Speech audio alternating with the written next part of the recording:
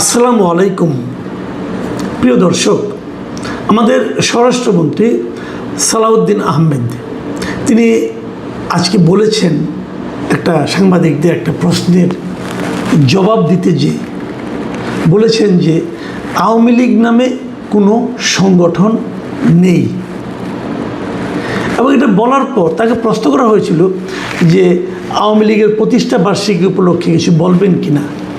এরকম একটা প্রশ্নের জবাব উনি বলেছেন আওয়ামী লীগ নামে কোনো সংগঠন নেই, তাই নিষিদ্ধ আওয়ামী লীগ উল্লেখ করার কথা জানান তিনি। মানে উনি বলতে বলেছেন যে আপনারা যে প্রশ্নটা করছেন এটা আওয়ামী লীগ কথাটা বললেন না, নিষিদ্ধ আওয়ামী লীগ বলেন। মানে আওয়ামী লীগ নামে কোনো সংগঠন নাই। কথাটা কেমন লাগলো আপনাদের কাছে? এটা কি আপনাদের কাছে খুব সেন্সিবল একটা স্টেটমেন্ট মনে হলো, অথবা এটা কি সালাউদ্দিন সাহেব কিন্তু খুবই প্রাজ্ঞ লোক, অভিজ্ঞ লোক এবং জ্ঞানী লোক, এবং উনি ঢাকা ইউনিভার্সিটি আইনের ছাত্র ছিলেন, আইনের উপর ওনার অগাধ জ্ঞান, এবং জাতীয় সংসদে আমরা প্রায়ই দেখি উনি আইন বিষয়ক অনেক প্রশ্নের জবাব দেন। নিজে স্বরাষ্ট্রমন্ত্রী কিন্তু আইন বিষয়ক, সংবিধান বিষয়ক অনেক প্রশ্নের জবাব, ম্যাক্সিমাম প্রশ্নের জবাব উনিই দেন। কাজে ওনার জ্ঞানের মাত্রা নিয়ে আমার কোনো প্রশ্ন নেই। আমার খালি কেবল প্রশ্ন যে আওয়ামী লীগ নামে কোনো সংগঠন থাকবে না কেন? ধরেন একজন লোকের নাম, মনে করেন আবুল, ধরা যাক আবুল সাহেব একটা খুনের আসামি। এখন আমি যদি বলি যে আবুল সাহেবের যে খুনের মামলা হচ্ছে এটা কী হবে, উনি বলেন আবুল নামে কোনো লোক নাই, বলেন যে অভিযুক্ত আবুল, অথবা বলেন খুনের আসামি আবুল। ভাই এটা তো হলো না, নাম তো আর চেঞ্জ হবে না। আওয়ামী লীগ আমলে আওয়ামী লীগ কিন্তু জামাতকে নিষিদ্ধ করেছিল শেষ দিকে এসে, বিএনপির বিরুদ্ধে নানা ধরনের অভিযোগ ছিল আওয়ামী লীগের, এবং তারা বিএনপিকে নানা ধরনের অভিযোগে অভিযুক্ত করতো। তো তখন কি তারা বিএনপি বলতো না, নাকি বলতো অভিযুক্ত বিএনপি? এটা কেমন কথা হলো? একটা দল, তার দলের নাম তো থাকবে।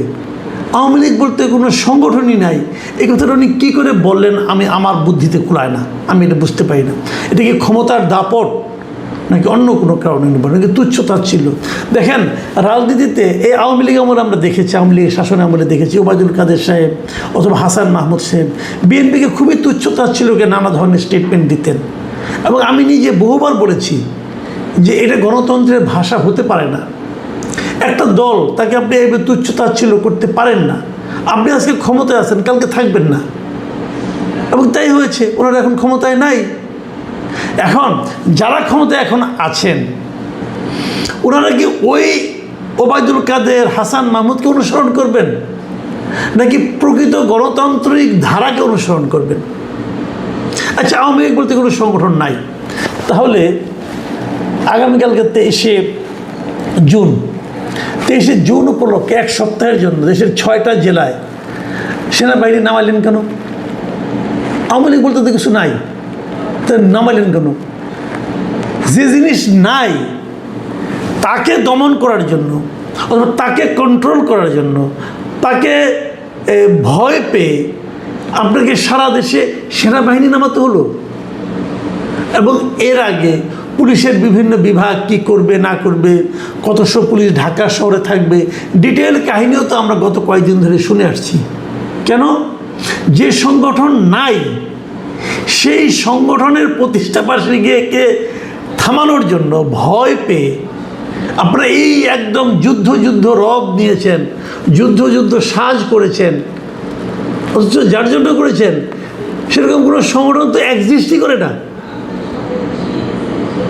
কেন ভাই? এই যে বিষয়গুলো না, এই বিষয়গুলোকে আমার কাছে গণতান্ত্রিক মনে হয় না। আওয়ামী লীগের রাজনৈতিক কার্যক্রম নিষিদ্ধ করা হয়েছে। কে করেছে? অন্তর্বর্তীকালীন সরকার করেছে। অন্তর্বর্তীকালীন সরকার যেটা ছিল এই ডক্টর ইউনূসের, তারা প্রথমত আওয়ামী লীগের বিরুদ্ধে একটা মামলা করতে চেয়েছে, এবং সেই মামলা করার জন্য আওয়ামী লীগ দল হিসেবে আওয়ামী লীগের বিরুদ্ধে মামলা করার জন্য তারা সন্ত্রাস বিরোধী আইনটাকে চেঞ্জ করে ওখানে সংশোধনী এনেছে।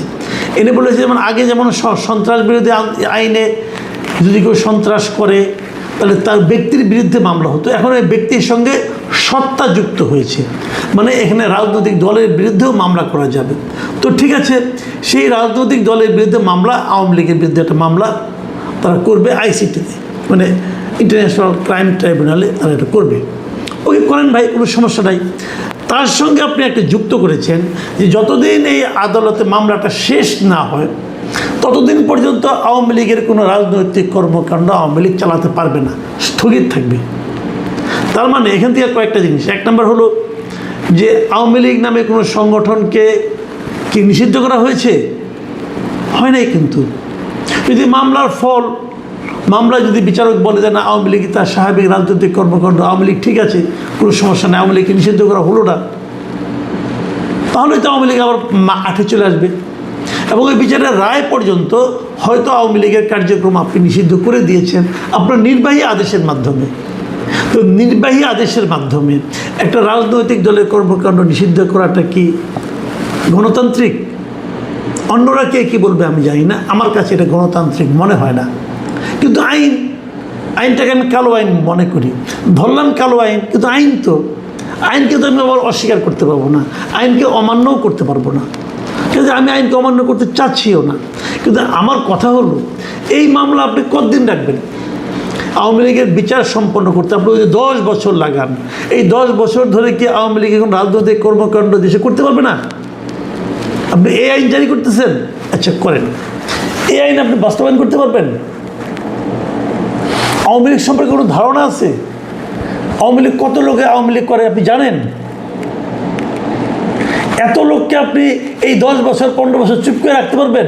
আমি কতগুলো প্রশ্ন করছি জনাব সালাউদ্দিন আহমেদ এবং আপনার মতো যারা চিন্তা করেন তাদেরকে বলছি, আপনি 10 বছর 15 বছর আওয়ামী লীগের মতো একটা বৃহৎ রাজনৈতিক দলকে আপনি কথা বলতে দেবেন না, কোথাও কাজ করতে দেবেন না, পারবেন? এত সহজ? বাংলাদেশের ইতিহাস কি আপনারা জানেন না? আওয়ামী লীগ নিজেও তো জামাতকে নিষিদ্ধ করেছিল, পেরেছে রাখতে, পেরেছে। বিএনপিকে প্রায় নিষিদ্ধ করে দিয়েছিল, বিএনপিকে সন্ত্রাসী দল, অমুক দল, তমুক দল, কত কিছু বলেছে। বিএনপি জনপ্রিয়তা এতে বেড়েছে না কমেছে? বাংলাদেশে আওয়ামী লীগকেও এর আগে অনেকবার নিষিদ্ধ করা হয়েছিল, সামরিক শাসকরা করেছিল পাকিস্তান বলে। এই সমস্ত যতবার নিষিদ্ধ করা হয়েছে ততবার কি একটা দলের জনপ্রিয়তা বাড়ে না কমে? কোনো অভিজ্ঞতা তো আপনাদের আছে রে ভাই, এটা তো এমন না যে আপনি জানি আপনারা কেউ জানেন না, তা তো না, আপনারা তো জানেন। তাহলে কেন আমি সবসময় বলি যে আপনারা কেন এগুলি ইনভাইট করছেন? দেখুন 23 তারিখে আওয়ামী লীগের একটা প্রতিষ্ঠা, তাদের একটা 77তম প্রতিষ্ঠা বার্ষিকী হবে।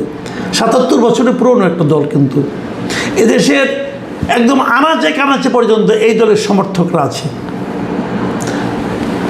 তারপরেও 2024-এর আগস্ট মাসে, জুলাই মাসে যে আন্দোলন হয়েছিল সরকার বিরোধী, সেই আন্দোলনের তোরে তারা ভেসে গিয়েছিল। কারা ভেসে গিয়েছিল?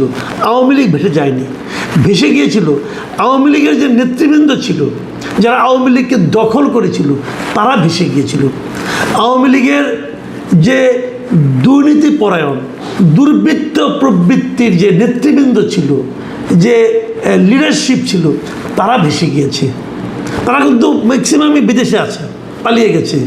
আওয়ামী লীগের সভাপতি, সাধারণ সম্পাদক, সাংগঠনিক সম্পাদক, যত সেন্ট্রাল কমিটি যত লোক আছে, তারা কেউ নাই দেশে। কেন নাই?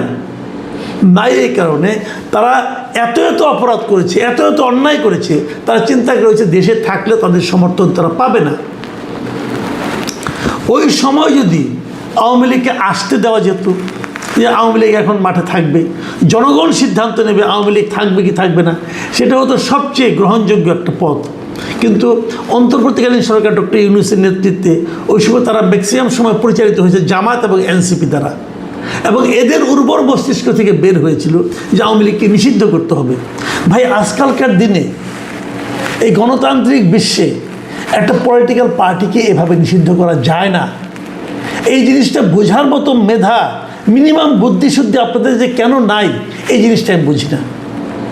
যত আপনারা চাপবেন তত আপনারা ক্ষতিগ্রস্ত হবেন, তত এই দলটার প্রতি মানুষের সিম্প্যাথি বাড়তে থাকবে। সেটা এরই মধ্যে আপনাদের বোঝার কথা। অবস্থাটা এখন এমন দাঁড়িয়েছে, জামাত এবং এনসিপি ভয় পাচ্ছে যদি আওয়ামী লীগ কালকে থেকে সক্রিয় হয়ে যায় এবং যদি আওয়ামী লীগকে বৈধতা দেওয়া হয় রাজনীতি করার জন্য, তাহলে জামাত এনসিপি তো আওয়ামী লীগের তোরে ভেসে যাবে রে ভাই। এবং বিএনপির একটা অংশ কিন্তু সেটা চায়।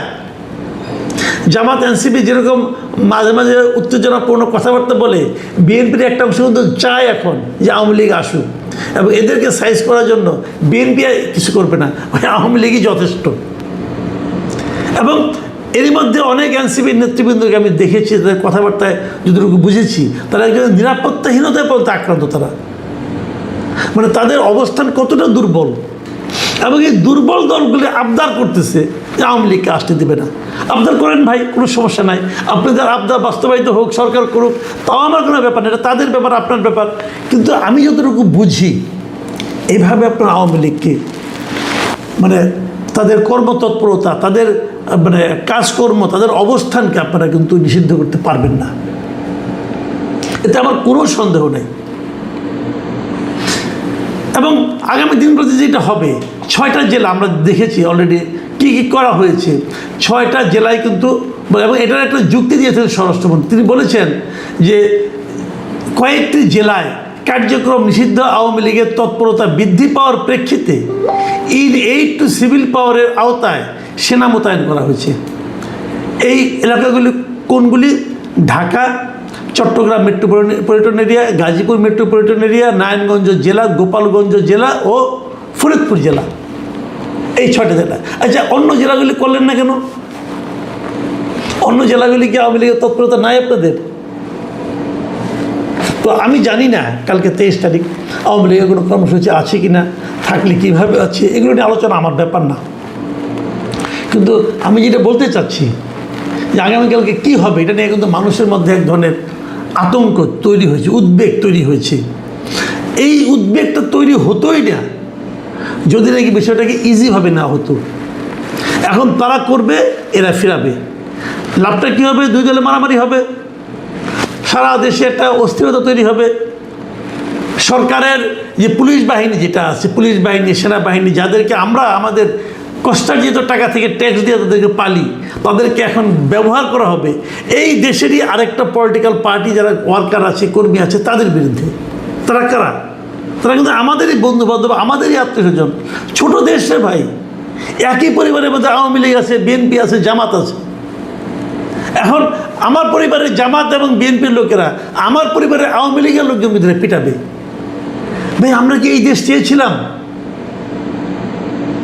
আমরা চেয়েছিলাম আমাদের পরিবারের সকল দলের লোক থাকবে, সবাই যার যার কথা বলবে, মানুষ সিদ্ধান্ত নেবে কে সঠিক কে বেঠিক, এবং তারপর যাদের পক্ষে যাবে তারা দেশ পরিচালনা করবে 5 বছরের জন্য। 5 বছর পরে আবার নির্বাচন হবে। কিন্তু আপনারা ঠিক করেছেন কি, আপনারা একটা পক্ষকে কথাই বলতে দিবেন না, রাস্তায় বেরোতে দিবেন না। এটা তো গণতন্ত্র নয়, এই দেশটা আমরা চাইনি। যদি কেউ অপরাধ করে থাকে, যেই করুক সে, তার আপনি বিচার করেন, তার একটা বিচার করেন, কিন্তু আপনাকে দলটাকে আপনি কিছু করতে দেবেন না, এটা তো হয় না। আমি একটা এক্সাম্পল দিয়ে আলোচনা শেষ করব। এই এক্সাম্পলটা আমি আরও অনেকবার দিয়েছি, তবু আরেকবার দিই। ধরা যাক একটা বাস চাপা পড়ে একজন লোক মারা গেল, আপনারা কাকে দায়ী করবেন?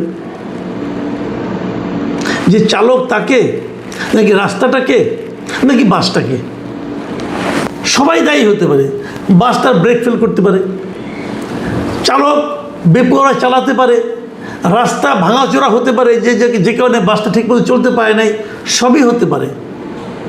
তো আপনারা বিচার করে দেখবেন কী হবে। এখন ধরা যাক বাসটাই নষ্ট ছিল, ধরা যাক, আপনি কী করবেন? বাসটাকে আগুন দিয়ে জ্বালাই দেবেন? বলেন, আর বাসটাকে রিপেয়ার করবেন, তাই তো? যদি চালকের কারণে হয়, চালকের বিচার হবে, আইনে যা সেই বিচারটা হবে। যদি রাস্তাটার কারণে হয়, এই রাস্তা যার ঠিক করে রাখার কথা ছিল তার বিচার করবেন যে তুমি কেন রাস্তাটা ঠিক করে রাখো নাই। কিন্তু এখন এদের ভাব দেখে মনে হচ্ছে এরা বাসটাকে পুড়িয়ে দিতে চায়। বাসটা পুরোনোর ব্যাপার না, বাসটা রিপেয়ার করার ব্যাপার। যদি বাস দায়ী হয়, দায়ী সাধারণত চালক হয়। আওয়ামী লীগ আজকের রাজনৈতিক দল না, এই দলের এই যে গত জুলাই আগস্টে যা ঘটেছে এবং তার আগে পূর্ববর্তী 10 বছর ধরে যা 14 পর থেকে যা ঘটেছে, এই প্রত্যেকটা কাজের জন্য দায়ী হলো আওয়ামী লীগের নেতৃত্ব। ওই সময় আওয়ামী লীগের যারা নেতৃত্বে ছিলেন, সেন্ট্রালে থাকেন, জেলা পর্যায়ে থাকেন, উপজেলা পর্যায়ে থাকেন, সকল নেতাকর্মীকে আপনি সকল নেতাকে, যত এমপি ছিলেন, মন্ত্রী ছিলেন, সকল নেতাকে আপনি আইনের আওতায় আনেন, আমার কোনো আপত্তি নাই। কিন্তু আপনি দলটাকে বলবেন দলটাই খারাপ, এই অতি সরলীকৃত সিদ্ধান্ত সেই সংখ্যাগরিষ্ঠ মানুষ মানবে কিনা এটা নিয়ে আমার সন্দেহ আছে। প্রিয় দর্শক, আমরা আসলে সংঘাত চাই না, আমরা শান্তি চাই, আমরা দেশটার উন্নতি চাই, এবং সংঘাত সবসময় উন্নতির বিপরীতে অবস্থান করে। প্রিয় দর্শক, এখন এ পর্যন্তই। আল্লাহ হাফেজ।